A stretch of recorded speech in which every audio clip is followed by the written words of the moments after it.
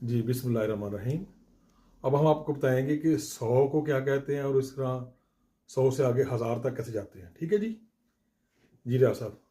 100, 100, 200, 200, 300, 300, 400, 400, 500, 500, 600, 600, 700, 700, 800, 800, 900, 900, 1000, 1000, 10 दफा 100।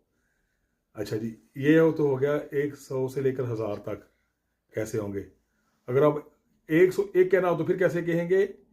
उसके लिए आप बोलेंगे इन इन hundred, hundred, twee honderd, twee in de honderd, 3 in de honderd, 4 in de honderd, इस तरह आगे जाएंगे। ठीक है जी।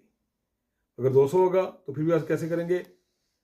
इन इन 200, 2 को 202 कहना हो, 2 in 100। Okay ji, thank you. Number